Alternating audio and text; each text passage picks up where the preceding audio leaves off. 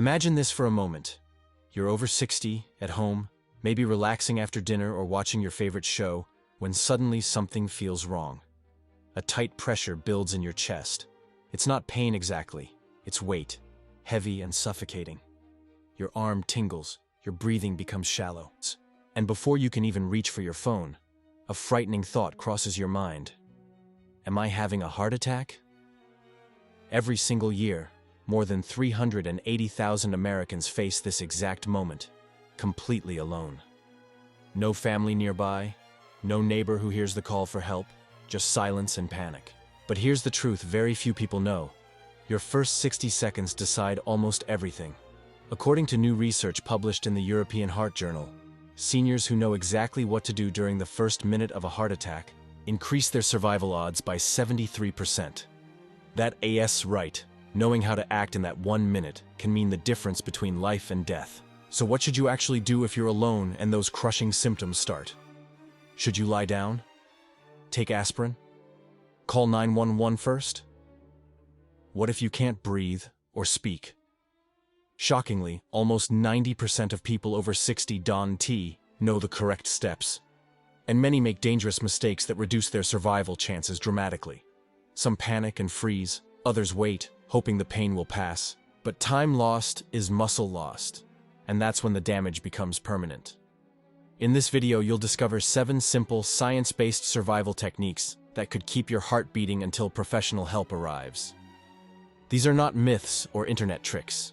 They're real emergency methods backed by cardiologists from Johns Hopkins, the Mayo Clinic, and Harvard Medical School.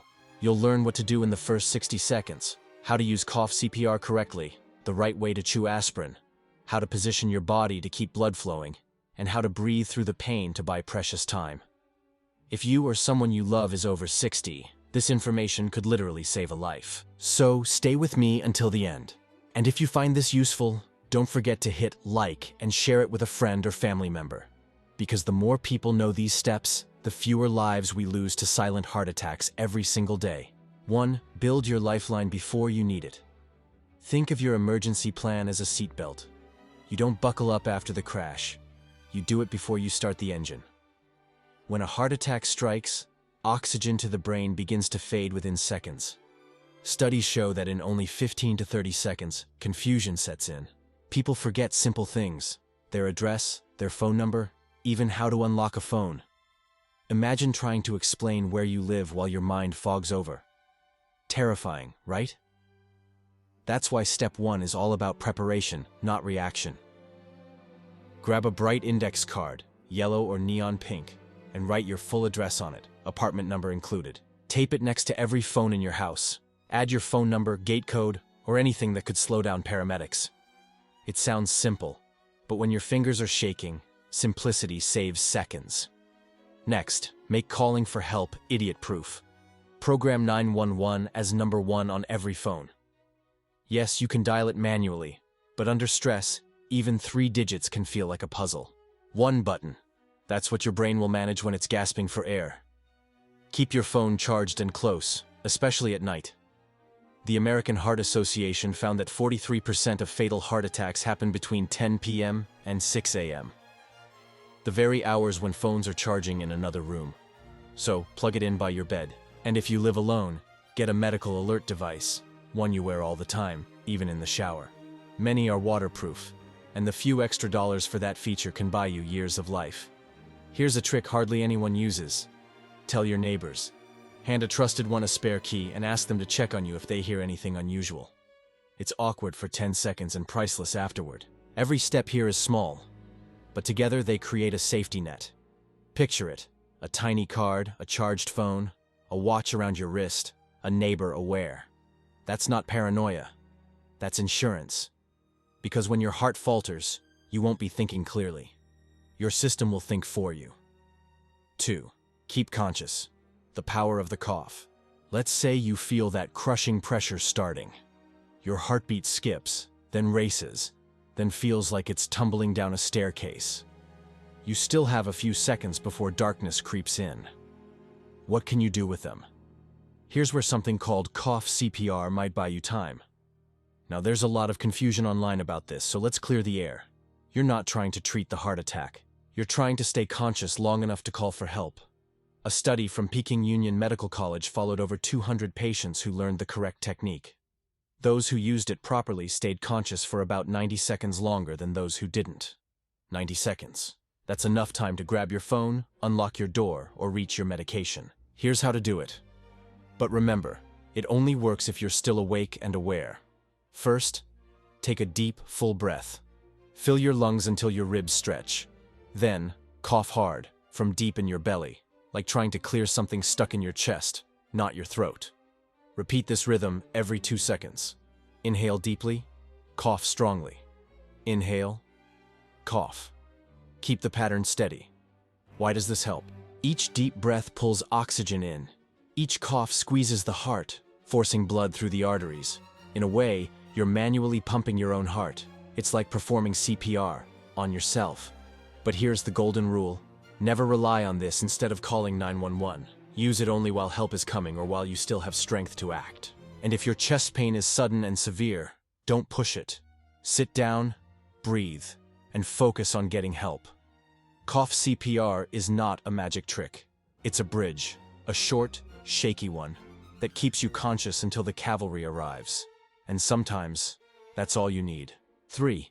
Aspirin. Small pill, big difference. You've probably heard this one before. Take an aspirin if you think you were having a heart attack. But here's what most people miss. How you take it matters just as much as if you take it. The Harvard Heart Letter showed that chewing aspirin instead of swallowing it can make it work 12 minutes faster. 12 minutes. When heart muscle is starving for oxygen, that's an eternity. Here's the science, in plain words. When a heart attack begins, it's usually because a blood clot is blocking one of the heart's arteries. Aspirin works by making your blood less sticky, helping it flow around the clot. But if you swallow a coated tablet, it has to travel all the way to your stomach, dissolve, and then finally reach your bloodstream. Chewing breaks that barrier instantly. The medicine absorbs right through the lining of your mouth. So the correct dose? 325 milligrams. That's 1 regular tablet or 4 baby aspirins. Chew them. Yes, the taste is awful. Think of it as chewing on a little piece of life. Keep aspirin where you'll actually need it. On your nightstand, in your car, in your purse. Check the expiration every 6 months. Heat and humidity weaken it, so store it in its original bottle, tightly closed. Now, here's a common mistake. People who already take a daily aspirin think they recovered. They're not. The daily dose is only 81 milligrams, a gentle preventive amount, not enough to break through a real heart attack. If the symptoms hit, take the full emergency dose as well. And of course, if you're allergic or on blood thinners like warfarin, talk to your doctor ahead of time so you know exactly what to do. A study in The Lancet following 17,000 heart attack patients found that those who took aspirin within the first hour were 23% less likely to die. That's not folklore. That's math.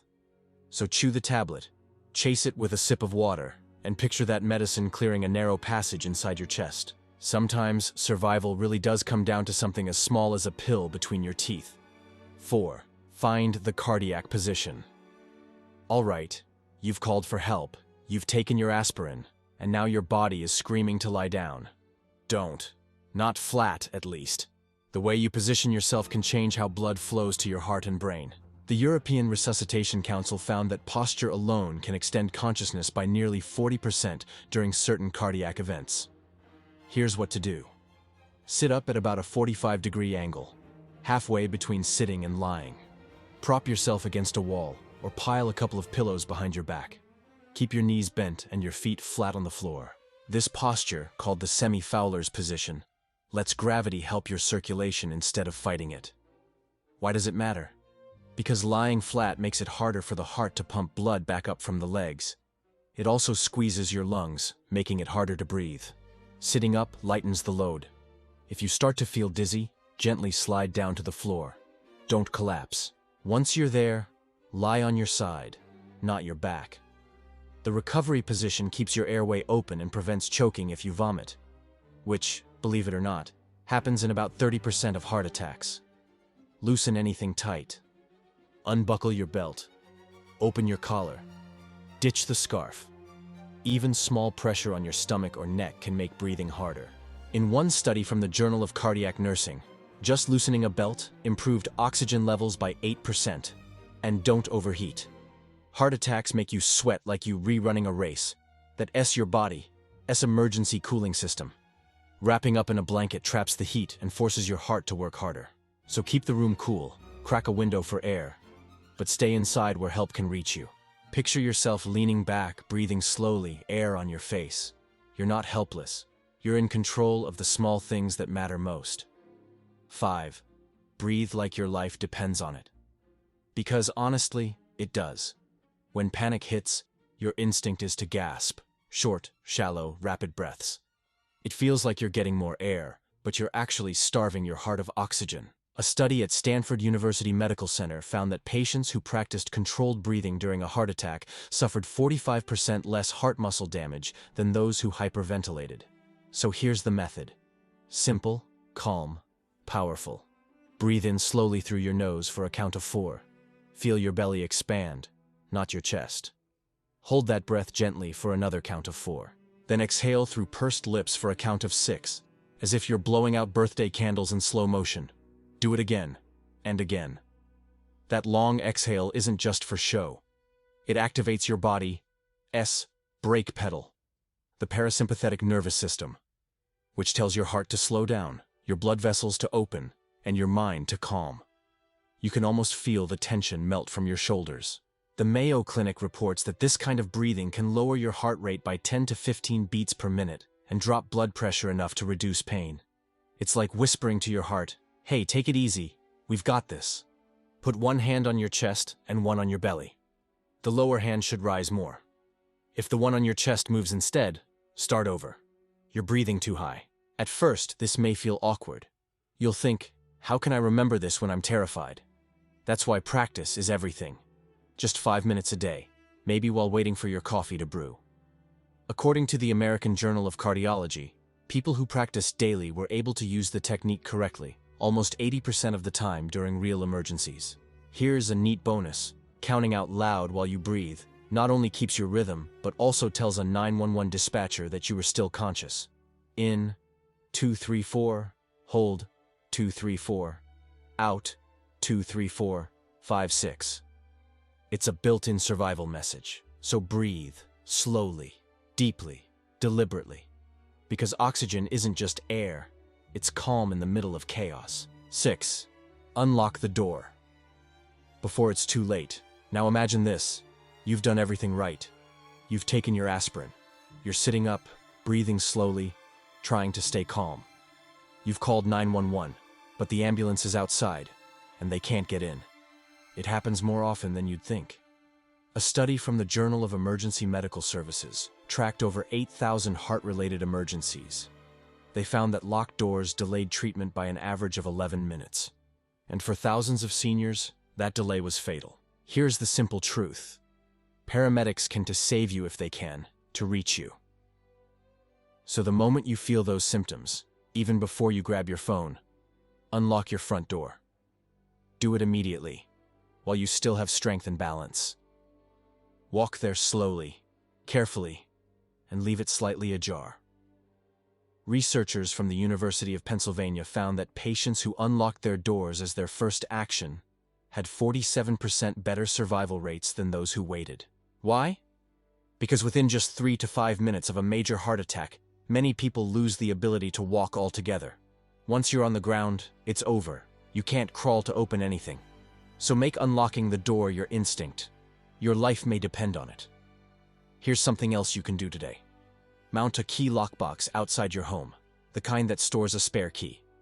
Register the code with your local fire department. Most cities will note it in your emergency file. That tiny metal box can save 8 full minutes of rescue time, according to the National Association of Emergency Medical Technicians. And if it's dark, turn on every light in your house. Paramedics say that a home glowing from the street is like a lighthouse. It cuts through the confusion and saves up to 2 or 3 minutes of searching for the right address. During the day, hang something bright on your front door, like a towel or scarf. It signals the right house without a word. If you live in an apartment building, call 911 first. Then immediately call your building's front desk or security. Let them know paramedics are on the way. A study published in Urban Emergency Medicine found this reduced response time in high rises by 6 minutes. And here is a tiny tool that makes a huge difference. Keep a whistle on your keychain or in your nightstand. If you can't speak, that sharp sound helps rescuers locate you quickly. Tape your medical information to the inside of your door at eye level. Your name, medications, allergies, health conditions. Paramedics are trained to look for that. It can save 20 or 30 seconds of precious confusion. If you can afford it, invest in a smart lock. Some of them even unlock automatically when a 911 call is made from your phone. The Cleveland Clinic found that patients with these locks had 31% faster treatment times. Remember, every minute your heart is starving for oxygen, more muscle dies. So every minute you save matters. Sometimes, survival is as simple as turning a key. 7. The nitroglycerin protocol. That mimics a paramedic. Now, let's talk about the most powerful weapon in your emergency toolkit, nitroglycerin. Doctors at Harvard Medical School made an astonishing discovery. When used correctly within the first 3 minutes of symptoms, nitroglycerin can give you a survival advantage nearly equal to having a paramedic in the room. But here's the catch. Most people who own it don't know how to use it properly. Nitroglycerin works by relaxing and widening your blood vessels, which instantly reduces the strain on your heart and improves blood flow through any partial blockage. It doesn't fix the problem, but it gives your heart breathing room. A study published in the British Medical Journal, involving over 12,000 patients, showed that early nitroglycerin use reduced mortality by 35% and cut heart muscle damage in half. If you're over 60, or if you have high blood pressure, diabetes, high cholesterol, or a family history of heart disease, you should ask your doctor about keeping nitroglycerin on hand. Think of it as your fire extinguisher. You hope you never need it, but when the flames rise, you'll be grateful it's there. Here's the exact protocol, the one cardiologists teach paramedics. At the very first sign of symptoms, sit down immediately. Never take nitroglycerin while standing. It can lower your blood pressure so fast that you might faint. Then, place one tablet under your tongue, not on top, not swallowed. Let it dissolve completely. That burning or tingling you'll feel, that's how you know it's working. Set a timer for 5 minutes. If the pain hasn't eased, take a second tablet. Wait another 5 minutes. Still no improvement? Take a third one. And by now, you should have already called 911 if you haven't. Never take more than 3 doses within 15 minutes. According to the Cleveland Clinic, patients who followed this exact rhythm, 1 pill every 5 minutes, up to 3 total, had 67% better outcomes than those who took them randomly or waited too long. Now, a few small but vital details. Keep your nitroglycerin in its original amber glass bottle, not a plastic bag or pill case. Replace it every 6 months even if it's unopened. Heat, light, and moisture destroy its potency quickly. Store bottles in multiple places, nightstand, kitchen, car, but not in the bathroom or glove compartment. Write the opening date on the label so you'll know when to replace it. Here's an easy test. When you put a fresh tablet under your tongue, you should feel a mild headache or tingling. If you don't, it's probably expired. And please remember, if you take erectile dysfunction medications like Viagra, Cialis, or Levitra, never take nitroglycerin within 24 to 48 hours. That combination can cause a sudden, fatal drop in blood pressure. If you suspect a heart attack, chew your aspirin first, then use nitroglycerin. That combination, aspirin thinning the blood, nitroglycerin widening the vessels, gives your heart the best possible chance. Research from Johns Hopkins found that patients who used both correctly had 58% higher survival rates than those who used only one. So talk to your doctor today. Learn where your pills are, check the expiration, and keep one bottle close at all times. Because when your heart is crying out for oxygen, those tiny white tablets can be the voice that says, "Not today." 8. Practice makes survival possible. Now, maybe you were thinking, there is no way I'll remember all that when it happens. And you're right, you won't. When panic floods your body, logic disappears. That's why you don't wait until disaster strikes. You train your instincts now. Practicing these steps doesn't make you paranoid. It makes you prepared. Just like we rehearse fire drills or lock our doors at night, this is about giving your brain a script to follow when chaos hits. So once a week, Walk yourself through it like a quiet rehearsal. Unlock the door. Reach for your phone. Sit in the cardiac position. Breathe slowly. Imagine calling 911. It takes less than 5 minutes, the same time it takes to make a cup of tea.